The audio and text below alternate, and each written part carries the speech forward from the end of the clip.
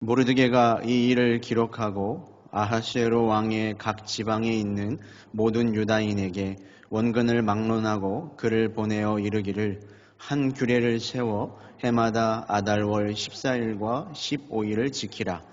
이달 이날에 유다인들이 대적에게서 벗어나서 평안함을 얻어 슬픔이 변하여 기쁨이 되고 애통이 변하여 길한 날이 되었으니 이 두 날을 지켜 잔치를 베풀고 즐기며 서로 예물을 주며 가난한 자를 구제하라 하매 각 지방, 각 읍, 각 집에서 대대로 이 두 날을 기념하여 지키되 이 불의미를 유다인 중에서 패하지 않게 하고 그들의 후손들이 계속해서 기념하게 하였더라. 아멘. 에스더 강의를 처음 시작하면서 말씀을 드렸던 이 에스더서의 몇 가지 특징이 있습니다. 여러분 혹시 기억을 하십니까? 첫 번째는 이런 것이었습니다. 이 에스더서가 성경 가운데 있는 두 권의 여성의 이름으로 된 책이다라는 것이었습니다. 두 번째는 뭐였냐면 이 1장부터 에스더는 10장까지 이루어져 있는데 이 1장부터 10장 가운데 여호와 하나님의 이름이 어떠한 형태로든 한 번도 나오지 않는다는 것이죠. 성경인데도 불구하고 말입니다. 그리고 마지막으로 한 가지 특징이 더 있었는데 이 에스더서에는 뭐가 많다고 말씀을 드렸습니다. 혹시 기억을 하시는지 모르겠는데 잔치였습니다. 이 에스더서에는 크고 작은 잔치가 아주 많이 벌어지고 있습니다. 1장의 말씀 아하수에로 왕의 잔치로부터 시작해서 오늘 이 9장의 마지막 최후의 승리의 잔치에 이르기까지 정말로 크고 작은 잔치가 계속해서 연이어 이어집니다. 그러나 잔치라고 해서 다 같은 잔치는 아니었습니다. 하나님이 베풀어 주시고 하나님이 주인이 되시는 잔치가 있는가 하면 인간이 주인이 되고 인간이 주체가 되는 잔치가 있었습니다. 인간이 주인이 되었던 잔치, 그것은 자신을 과시하는 것이었고 나를 자랑하는 것이었고 한껏 허영에 가득한 잔치였습니다. 화려하고 호화로웠습니다. 그러나 그 끝은 울분과 분노와 광기로 마무리가 되었죠. 그 큰 잔치를 베풀었던 왕의 끝에 그 감정이 뭐였냐면 그 마음에 분노가 부릴 듯 일어났다라는 거였습니다. 그래서 그는 사랑하는 아내를 충동적으로 쫓아내죠. 긴 전쟁에 돌아왔지만 아무도 자신을 맞아주지 않는 그 허탈한 외로움만 경험하게 하는 잔치가 되었습니다.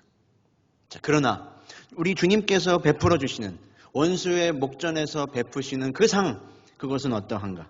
그것이 바로 오늘 말씀입니다. 지난주 말씀 9장 앞부분에서 이스라엘 백성들은 이런 일을 했습니다. 자신들을 미워하는 자들에 의해 자신들이 죽임을 당해야 되는 그날에 도리어 그들을 어떻게 하게 됐습니까? 무찌르게 되었습니다. 하지만 유다인들은 이 아달월 13일 자신들을 공격하는 대적들만 진멸했고 그들의 재산에는 손을 대지 않는 승리를 다루는 방법을 보여주었습니다. 이 승리와 이 영광이 내 힘으로 거두는 것이 아니라 하나님의 승리였다라고 하는 고백이 담겨 있는 것이죠.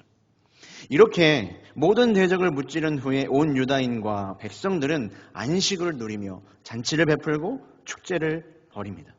분명히 하나님이 주인 되시는 잔치가 이것이죠. 이 잔치의 특징이 뭔가? 그것이 바로 22절의 말씀인데 우리 다시 한번 같이 읽어보도록 하겠습니다. 이달 이날에 유다인들이 대적에게서 벗어나서 평안함을 얻어 슬픔이 변하여 기쁨이 되고 애통이 변하여 길한 날이 되었으니 이 두 날을 지켜 잔치를 베풀고 즐기며 서로 예물을 주며 가난한 자를 구제하라 하매. 이 잔치의 특징이 어떠합니까? 대적에게서 벗어나서 평안함을 얻었습니다. 슬픔이 변하여 기쁨이 되었습니다. 애통이 변하여 길함이 되는 축복의 잔치였습니다. 우리가 다 알다시피 이들은 조금 전까지만 해도 죽을 수밖에 없었던 이스라엘 백성들이었습니다.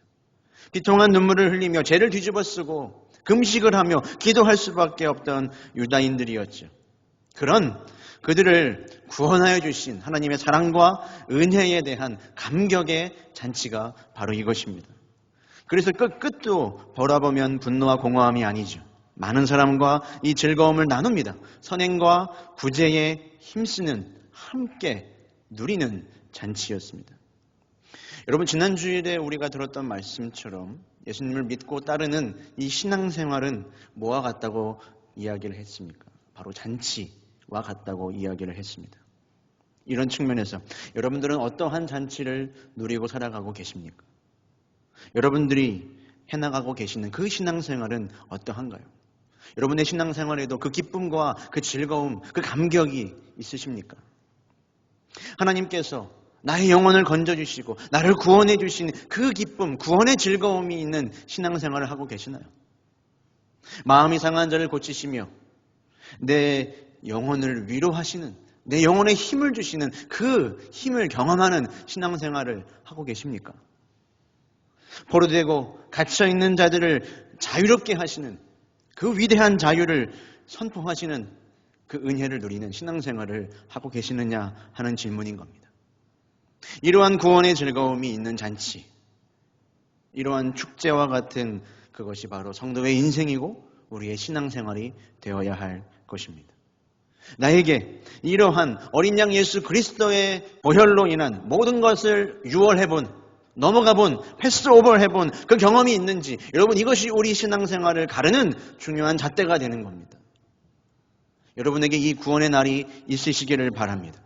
이 구원과 은혜의 날이 우리 모든 신앙생활 가운데 있어야 하고, 그것은 나이가 어리거나 나이가 많다고 다른 일이 아닙니다. 여러분에게 그 날이 없다면 오늘이 그 구원의 날이 되시기를 바랍니다. 믿음으로 아멘 하시길 바라요. 그리고 이 구원의 즐거움이 만약 여러분들에게 이미 있었다면 그것들을 잃지 않고 날마다 붙들며 살아가시길 축복합니다.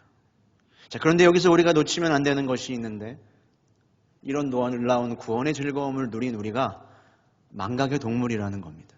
늘 쉽게 잊어버리죠. 이런 은혜의 날이 있었지만 금세 뒤돌아서면 잊어버리는 것이 이스라엘 백성들이었고 바로 우리라는 겁니다. 은혜의 날이 분명히 있었습니다. 그러나 그 감격과 감사를 잊고 살 때가 많죠. 분명히 날 만나주셨는데, 그 복음을 내게 알려주셨는데, 질그릇과 같은 내 안에 그 보배로운 걸 담아주셨는데 은혜를 잊어버리고 내가 갖지 못한 것들만 더 얻지 못하여 불평을 합니다. 끝도 없이 내 상황과 내 주변을 바라보며 부정적인 견해들만 되뇌이게 되죠. 원망합니다. 여러분, 그러나 이런 생각을 해보면 어떨까요? 나 같은 사람도 구원하여 주신 그 놀라운 은혜와 능력을 생각하면 여러분, 회복하지 못할 것이 없습니다. 그렇지 않습니까? 나도 구원하여 주셨는데 주님이 회복하지 못할 일이 없는 것입니다. 게다가 여러분, 유다인의 원수가 지금 이 페르시아 땅에서 잠시 없어진 것 같지만 사실은 언제 다시 일어나지 않으리라는 법이 없는 거죠.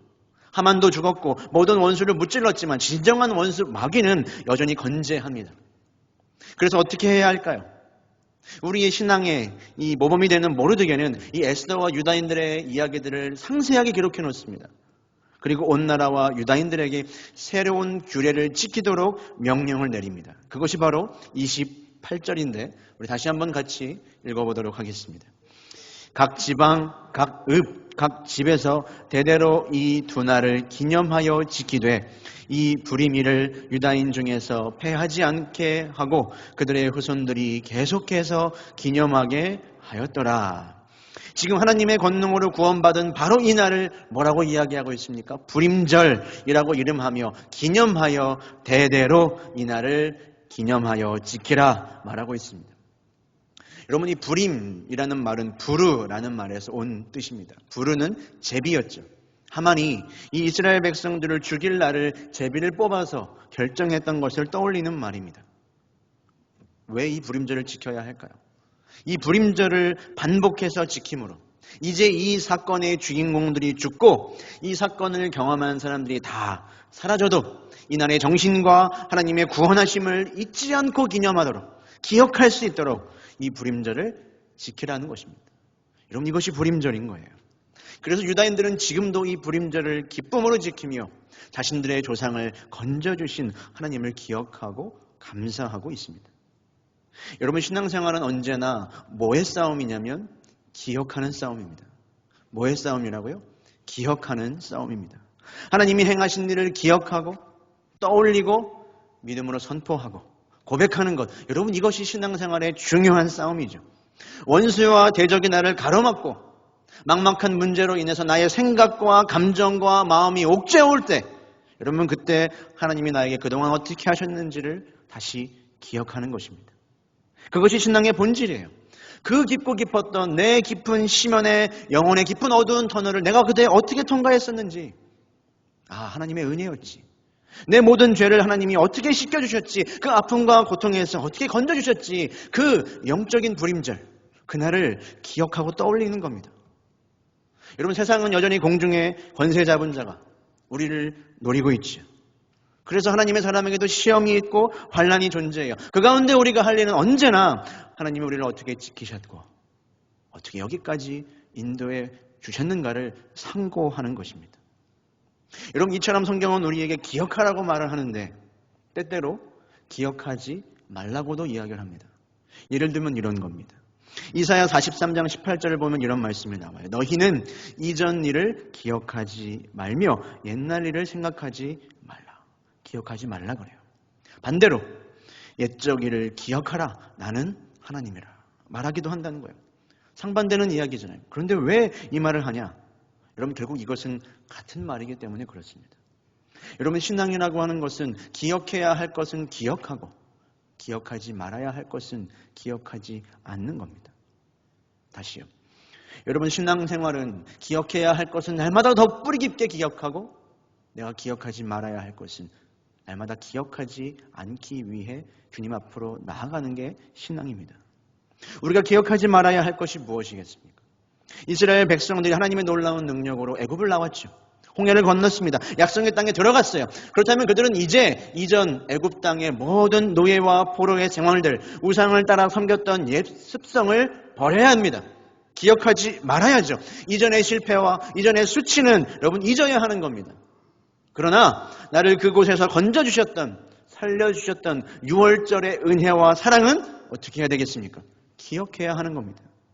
기억할 것은 기억하고 기억하지 말아야 할 것은 어린 양 예수 그리스도의 보혈로 깨끗이 씻어내는 것. 여러분, 이것이 신앙생활인 겁니다.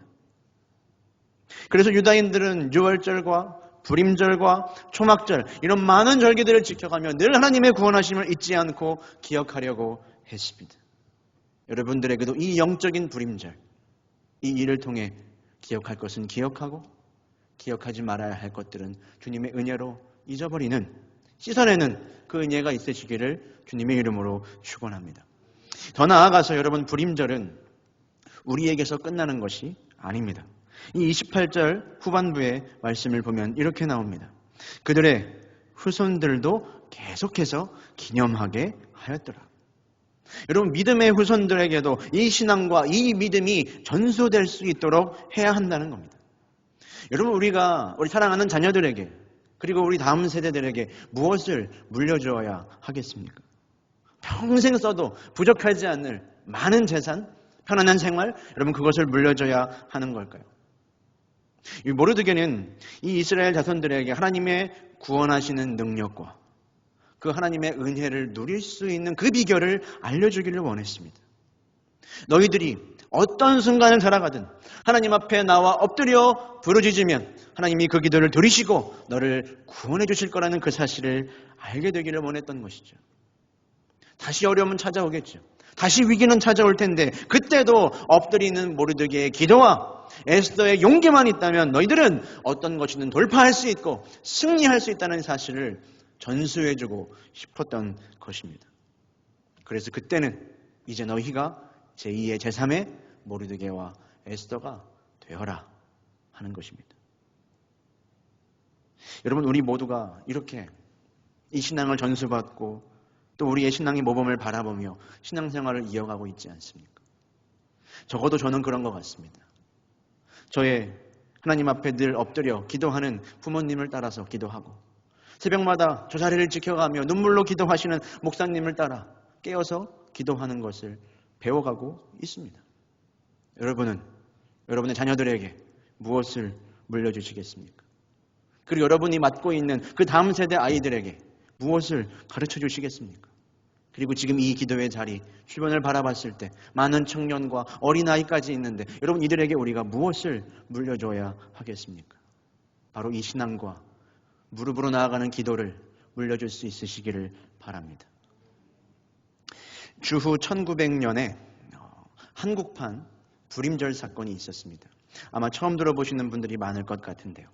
1899년부터 1901년까지 중국에서는 의화단 운동이라는 것이 있었습니다. 이 의화단 사건은 뭐냐면 이 외국 세력에 반대한다는 이유로 수많은 외국인들을 학살한 사건이었습니다. 특히 선교사와 기독교인들이 중국의 기독교인들이 박해를 받고 또 무참히 살해를 당하게 된 일이었습니다. 당시 중국에서 선교사가 241명 그리고 중국 기독교인이 23,000명이 목숨을 잃었다고 합니다. 엄청난 사건이었죠. 그런데 이런 정치적인 분위기에 따라 우리 조선 정부에서도 비밀리에 보수파들이 이 고종의 어인을 비밀리에 찍고 전국에 칙령을 보내는 사건이 있었습니다. 12월 6일에 모든 지방의 유림들은 다 일어나서 외국인과 기독교인을 죽이고 교회와 학교와 병원을 불태워라 하는 내용이었습니다. 이 고종도 알지 못하는 가운데 꾸며진 거의 반란에 가까운 사건이죠. 그런데 마침 이 순회 전도를 하고 있던 언더우드 선교사가 이 사실을 듣게 됩니다. 그리고 문제의 심각성을 깨닫죠. 비밀리에 전보를 보냅니다. 영어로 보내면 들킬까 라틴어로 번역해서 전보를 보냅니다. 고종에게 이 사실을 보고하죠. 고종은 즉시 이 살해 칙령은 조작된 것이니 기독교인을 반드시 보호하라는 새로운 칙령을 내립니다. 그래서 다행히 사전의 음모가 발각되었고 주동자들은 모두 처형이 되었습니다. 여러분 에스더서에 나오는 이 불임절 사건과 정말로 유사한 우리 한국에 있었던 불임절 사건입니다. 하나님이 한국 교회를 지켜주신 거죠. 당시 언더우드 선교사가 쓴 이 진필 전보문이 지금도 남아 있습니다. 자, 그런데 여기 아주 놀라운 배후의 사건이 한 가지 있습니다. 바로 그 해 11월에 이 사건이 있기 11월 그 앞에 한국 교회가 다 몰살당할 위험에 처해 있을 때 미국의 선교사들을 파송했던 우리나라의 선교사들을 파송했던 미국 북장로교회가 그 해 11월을 한국에 파송된 선교사들과 한국 교회를 위해 기도하는 달로 삼고 한국을 위해 중보하고 있었다는 사실입니다. 미국의 그리스도인들이 한국의 선교사들과 그리고 그들의 사역과 한국의 그리스도인과 교회를 위해 중보하며 기도하고 있었다는 거예요. 그리고 그 기도가 하늘의 보좌를 흔들고 우리 나라를 살리게 된 것입니다. 여러분 이런 관점에서 생각을 해보면 오늘 이 말씀 에스더와 모르드게도 그들은 영적인 최전선에 서 있었지만 그들을 위해 뒤에서 중보하며 기도로 도왔던 유다인들이 여러분 얼마나 많았을까요? 그들이 그렇게 담대하게 설 수 있었던 그 힘은 분명히 많은 중보와 기도와 섬김의 도움들이 있었기 때문일 것입니다. 여러분 멀리 가지 않아도 지금 여러분들이 이 자리 가운데 있는 마가이들 앞방 기도의 자리만 해도 많은 기도의 중보들과 섬김이 분명히 많이 있습니다.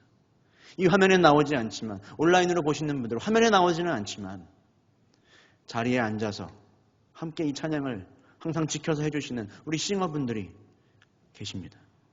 저 위에 방송실에서 음향과 영상 정말 잘 송출되어서 한 명이라도 더 그 기도에 참여할 수 있도록 노심초사 애쓰는 사람들도 있습니다. PPT 화면을 넘기고 인사와 안내로 그리고 가장 부담되는 자리 가운데 하나님 피아노 반주하는 우리 자매들도 있습니다. 게다가 이 모든 일들을 중보하고 또 먹이고 힘쓰는 팀장님도 계시죠. 이렇게 셀 수 없는 수고와 중보의 빚이 있기 때문에 여러분 다 우리는 기도하고 살아갈 수 있음을 기억해야 합니다. 사랑하는 여러분, 우리는 이처럼 알게 모르게 다 누군가의 기도의 힘을 누리고 그리고 기도의 빚을 지고 살아갑니다. 오직 성령이 말할 수 없는 탄식으로 우리를 위해 중보하시고 계시죠. 그 성령의 은혜에 우리는 살아가고 있습니다. 그리고 우리를 위해 평생을 기도해 주시는 부모님과 여러분의 기도의 동역자들과 그리고 여러분들이 속한 공동체와 여러분들의 부서에 담당하는 우리 목사님들, 부전도사님들의 기도의 빚을 여러분 분명히 지고 살아가고 계십니다. 우리가 지금 거두고 있고 우리가 지금 누리고 있는 여러분 이 열매의 대부분이 어디서 왔다고 생각하시나요? 여러분의 기도 때문인가요? 여러분의 기도만 때문인가요? 다 누군가의 기도와 눈물로 우리는 이렇게 살아가고 있는 것입니다. 그렇기에 이제는 여러분 우리가 기도의 씨앗을, 우리가 기도의 눈물을 뿌려야 할 때인 줄로 믿습니다. 하나님이 나에게 개인적으로 베풀어 주신 그 영적인 불임절로 인한 감사와 감격의 눈물을 뿌려야 합니다. 하나님, 나 같은 인생을 어떻게 구원하여 주셨는지요. 감사합니다. 여러분, 눈물 흘리십시오. 그리고 이 은혜가 나에게서만 멈추지 않고 흘러 넘칠 수 있도록, 그래서 황폐하고 피폐해진 인생이 잔치 않은 인생이 될 수 있도록 여러분 기도의 눈물을 뿌려야 합니다. 여러분, 그런데요, 우리의 기도가 우리의 때에서 열매를 맺지 않을 수도 있습니다. 내가 열심히 기도했는데 내가 그 열매를 보지 않을 수도 있다는 거예요. 나는 눈물로 씨앗을 뿌렸지만 열매를 거두는 건 내가 아닐 수도 있다는 거죠. 그러나 우리가 해야 할 일은 여러분 눈물로 기도를 뿌리는 일, 거기까지입니다. 왜 내 기도는 열매 맺지 못하고, 왜 내 기도를 주님이 들어주셔서 내 상황과 환경과 공동체가 바뀌지 않는지요, 주님? 아니요. 우리는 눈물로 기도를, 씨앗을 뿌리는 일, 거기까지, 여러분 딱 거기까지만 하면 됩니다. 거두는 것은 하나님이 하시는 겁니다. 그리고 저는 이런 생각을 해봐요. 우리가 눈물로 씨앗을 뿌리지 않아서 지금 우리 교회가, 나라와 민족과 우리 공동체가 어려움을 겪고 있는 것은 아닌지, 내가 눈물로 기도하지 않았으나 주님, 그런 탓은 아닌지 회개하며 기도해야 할 것입니다. 여러분, 눈물에서 눈물로 나의 기도가 끝날지 모릅니다. 그러나 하나님이 나를 건져주신 그 구원의 감격을 기억하며, 그 구원에 하나님이 못하실 일이 없음을 신뢰하며 수많은 기도의 빚을 지고 살아가고 있음을 감사하며 오늘도 기도로 눈물의 씨앗을 뿌리시기를 바랍니다. 그때에 반드시 그곳 가운데에서 우리의 모든 눈물을 기쁨으로 바꾸신 하나님의 은혜가 여러분의 기도의 제목마다 풍성하게 넘치시기를 주님의 이름으로 축원합니다. 우리 함께 이 마음을, 이 믿음을 고백하며 나아가겠습니다. 내 손을 주께 높이 듭니다.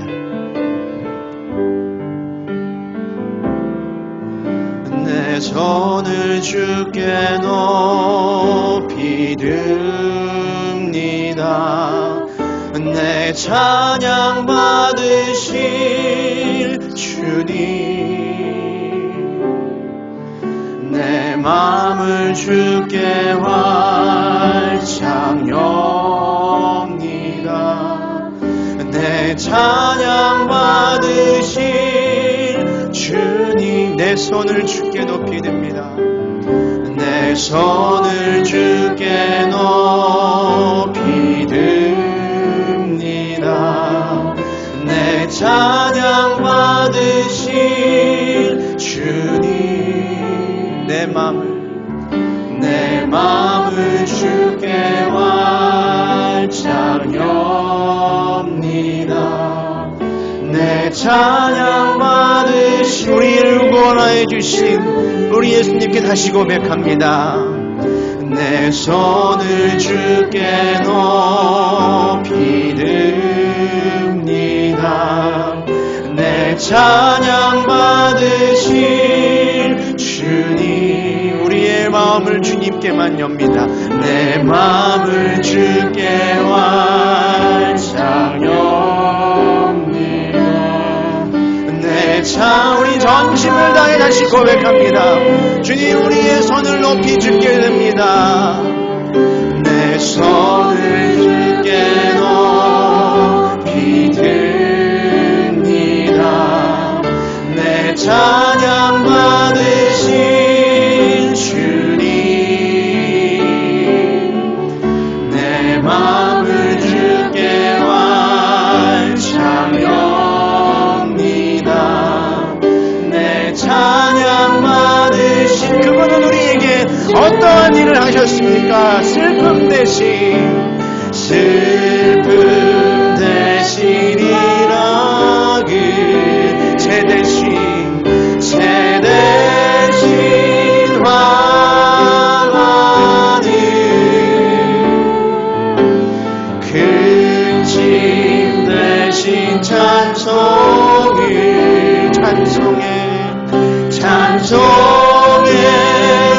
옷을 주셔 슬픔 대신 일하기 죄대신 화관을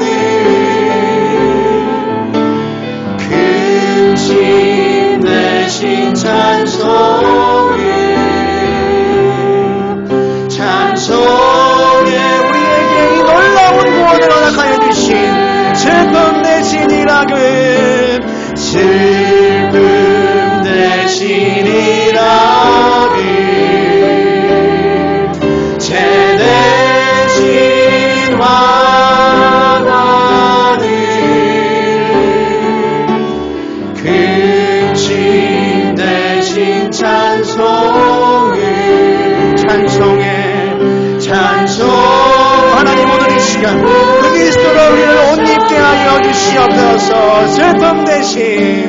슬픔 대신이라 우리의 눈물을 닦아주시는 죄 대신 화가 우리의 애통을 바꾸실 주님 큰 짐 대신 찬송해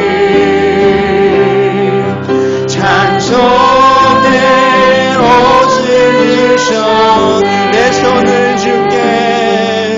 내 손을 주께 높이듭니다. 내 찬양 받으신 주님 내 맘을 주께 활짝 엽니다. 내 찬양 받으신 주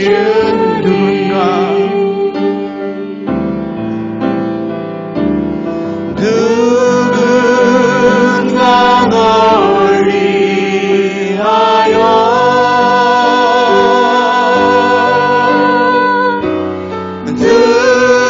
누군가 기도하네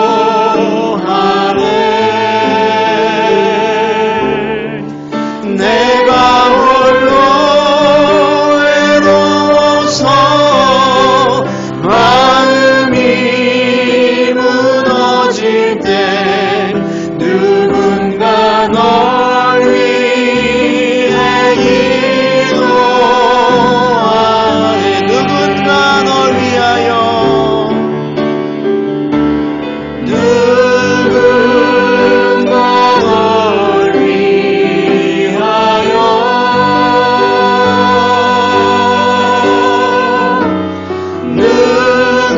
누군가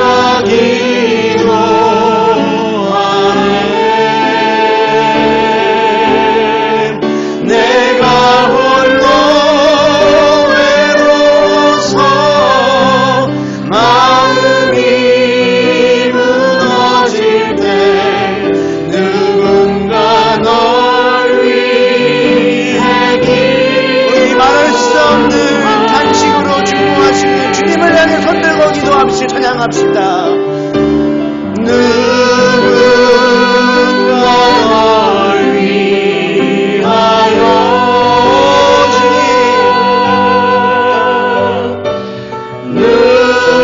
누군가 기도하네 오늘도 이 시간 우리를 위하여 내가 홀로 외로워서 마음이 무너질 때 우리의 누군가 널 위해 기도하 내가 홀로 외로워서 내가 홀로 외로워서 마음이 무너질 때 누군가 널 위해 우리 마지막으로 고백합니다.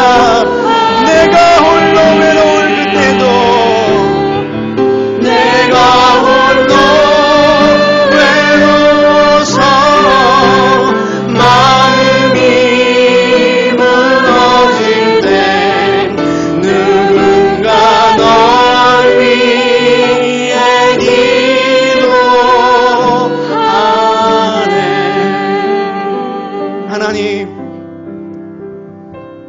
비참하게 죽을 수밖에 없는 우리 인생 구원하여 주시고, 날마다 애통해하며 눈물을 흘리던 우리의 인생 잔치 않은 인생으로 바꿔주신 주님, 이 은혜와 구원의 즐거움을 잊지 않고 날마다 기억하고 감사하게 하여 주시옵소서. 그 구원의 감격 잃어버리고 살았던 우리의 죄를 회개합니다. 수많은 기도의 빚을 지고 살아가면서도 조금도 그 기도의 빚을 갚지 않으며 나를 위해서만 살아갔던 이 시간 우리의 죄를 회개하오니, 나도 오늘 주님 눈물로 씨를 뿌리며 기도할 때에 역사하여 주시옵소서. 우리 주님을 한번 크게 부르시고 기도하며 나아가겠습니다. 주여, 하나님이여, 눈물로 씨를 뿌리는 자는 기쁨으로 거둔다고 말씀하여 주신 주님,